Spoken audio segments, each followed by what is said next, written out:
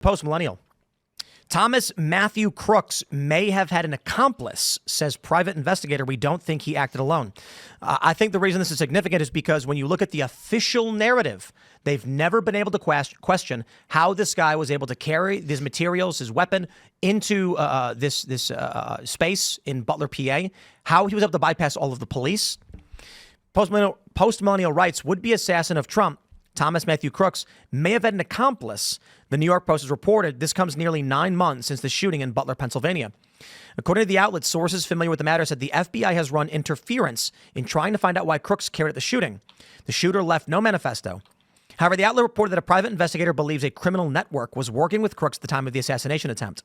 Private investigator Doug Hagman told the outlet, we don't think he acted alone. This took a lot of coordination, in my view. Crooks was handled by more than one individual, and he was used for this assassination attempt. And I wouldn't preclude the possibility that there were people at the rally itself helping him. Hagman, as well as his team of 6 other investigators, have been working on the case and have interviewed dozens of people. They've also looked into the location of a device that was geolocated to be with Crooks at the time of the shooting. According to their work, the device is still pinging at Bethel Park High School. Interesting. And they go on to mention more about the shooting, but this is not surprising, though I don't know if we're going to learn anything about this. I would not be surprised to find that there are criminal elements operating even within government that allowed this to happen. It was either, I think, if this is true, the accomplices were either within the intelligence community, meaning FBI, or part of the Iranian assassination plot against Trump. Those, I think, are the 2 most likely options. I think it has to be internal. I think the only... That's why I listed that one first. When we've gone over this story so many times, I'm not surprised to see private investigator with a team of 6 other investigators, or whatever, is saying there's a weird device pinging in this high school, and like he may have had an accomplice. He had to have.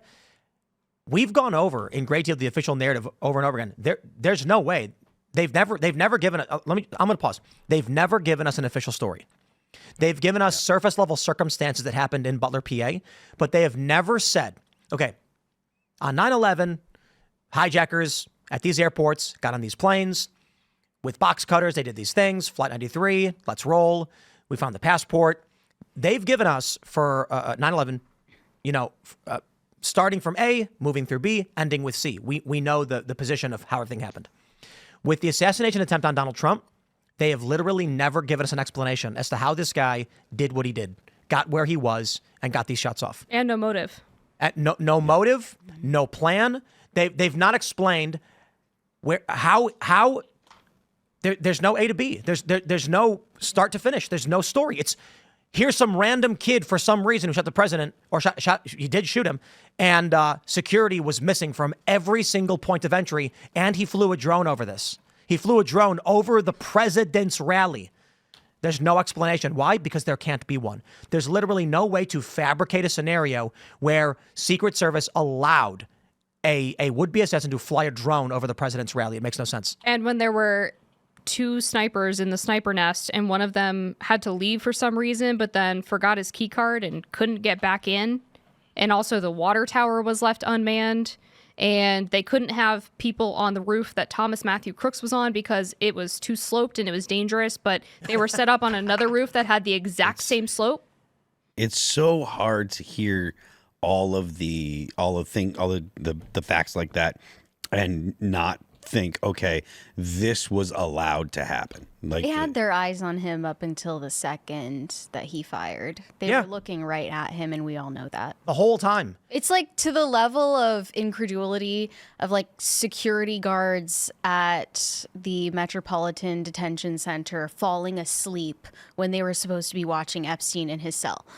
That's the level, like that's kind of the fool you take me for, you know? Yeah, well, I mean, the previous administration absolutely looked on the average people with disdain. They definitely looked on Trump supporters with disdain. So it's not a surprise that they had that kind of opinion. I am hopeful that we'll find more out with the current administration. I imagine Donald Trump wants to know what happened, considering he's the guy that was actually shot. And I do think that you're making a dubious face. Do you doubt that Trump wants to know? No, I was just wondering. I mean, maybe he knows more than we do. Probably he does. Well, I mean, he's the president, so I assume so. But I do think that the American people have a right to know whatever the government finds out, considering the only person that was killed was the shooter. If there are other people involved, I would like to know that the government has gone and that the FBI has gone, picked them up, and I would like to see them prosecuted. And if there are people that neglected to do their job in Pennsylvania that day or leading up to it, that those people get fired, so that way it doesn't happen again. And I do believe that that Trump has made changes at the Secret Service. I think, I don't know for sure, but I'm under the impression, I thought that I've heard that story, but it also seems logical that he would. But yeah, I think the American people want to know, and I think the American people have the right to know. I mean, don't assign to incompetence what can easily be explained by malice. That's what I think. There's no way that this was a failure of just mere incompetence, people taking bathroom breaks when they shouldn't have. You have it backwards. No, I got it perfectly in order as I meant it. Oh, okay.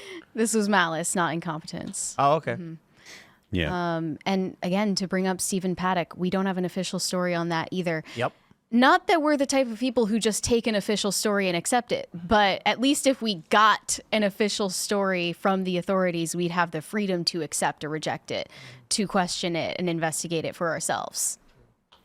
Yeah. It's wild. It's wild to me that we're at this place where multiple instances where someone tried to take the life of the front runner for the U.S. presidency.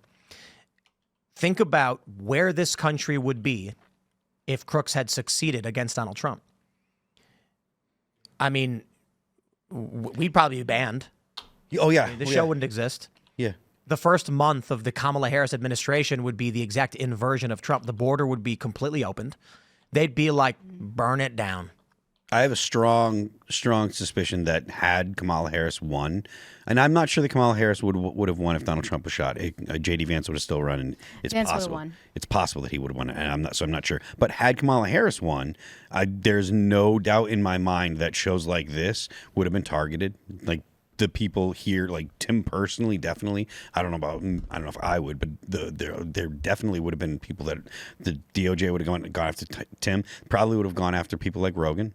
Like anyone that was sufficiently critical, or that the administration assumed helped or would have, wasn't helping Kamala Harris, they would have gone after. And they were already testing the waters in the first term by using these DHS affiliated groups to flag content on social media and send emails to Twitter and Facebook and YouTube and telling them which content to remove. Yep. And then somehow the courts decided that was fine because the people suing somehow didn't have standing, even though their accounts were taken down. I will never understand that. And then one more point on the assassination attempt. I mean, beyond the fact that the now president was shot in the ear, there was someone who lost his life, an innocent American, Corey Compatore, and multiple other potential victims who were injured by that assassin's bullets. Obviously, the American people deserve to know what happened. Absolutely. When it comes to, back to the targeting of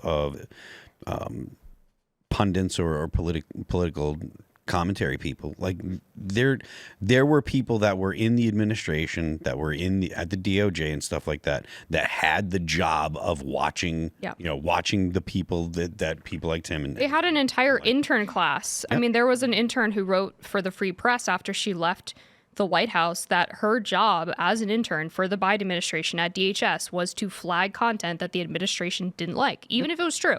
Even if it was true. And considering the fact that the administration was very comfortable with trying to using the Department of Justice to go after its enemies. I mean, that isn't in question. Like, they were using the DOJ to go after, people that had the wrong opinions about January 6th, people that were at January 6th and people that didn't go into the Capitol. They were going after people that were just on the grounds. They were going after parents that were, like we talked about earlier, the parents that were that had an issue with the things that were being told to their children. They had no problem using the FBI and DOJ to go after those people. They would have used the DOJ to go after political pundits nationwide. And they went after pro-lifers too, pro-life activists for standing too close to the door of an abortion clinic.